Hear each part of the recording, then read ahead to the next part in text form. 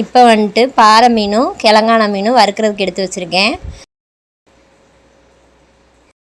மத்தி மீன் குழம்புக்கு எடுத்துருக்கோம். ஓன் ப்ராடக்ட் பண்ணுறது மீன் வறுவலுது.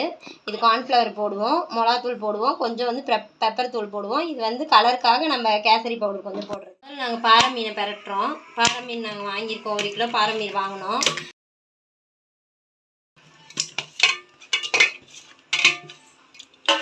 இப்போ இது எல்லாமே மிக்ஸ் பண்ணுறோம். இது எல்லாமே நான் அளவு சொல்லிட்டேன் உங்களுக்கு எவ்வளோ இல்லைன்னு. இது எங்கள் மீன் கலவாக நாங்கள் போடுறோம்.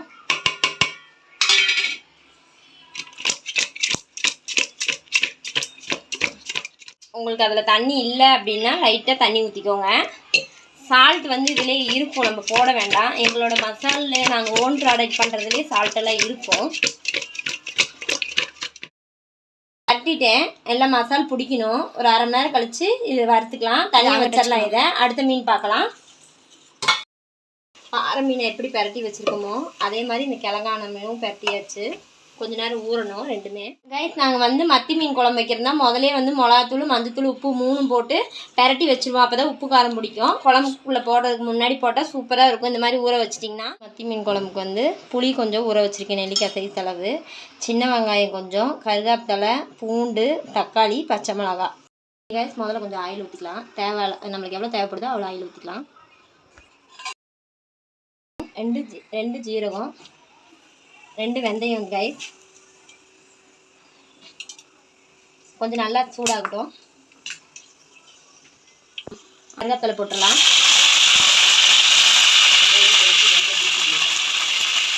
அடுத்து கொஞ்சம் வெங்காயத்தை போட்டுடலாம்.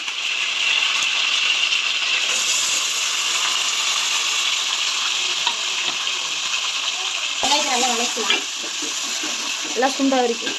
அடுத்து வந்து பூண்டு, ஒரு பச்சை மிளகாய் போட்டுக்கலாம். கொஞ்சம் நல்லா வணங்குங்க. நல்லா வணங்கிடுச்சு. இப்போ தக்காளி போடல இந்த ஸ்டேஜில்.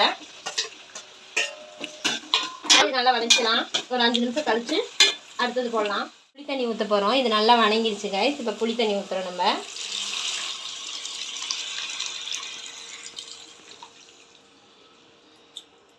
புளி தண்ணி ஊற்றணும்னு கொஞ்சம் மிக்ஸ் பண்ணிவிட்டு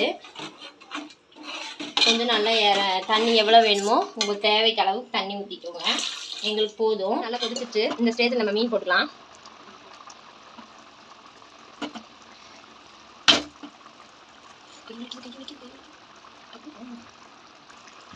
கலக்கு மட்டும் கலக்குங்க, உடையாமல் இருக்கும். அப்போ தான் ஒரு 5 நிமிஷம் சிம்மில் வச்சிடலாம்.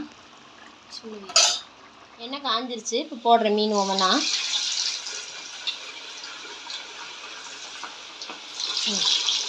வறுத்தாச்சுங்க. இது மீன் குழம்பு ஆயிடுச்சுங்க. சாப்பாடு ஒயிட் ரைஸு ஆயிடுச்சு. இப்போ சாப்பிட போகிறோம். லைக் பண்ணுங்கள், ஷேர் பண்ணுங்கள், கமெண்ட் பண்ணுங்கள், சப்ஸ்கிரைப் பண்ணுங்கள். தேங்க்யூ ஃபார் வாட்சிங்.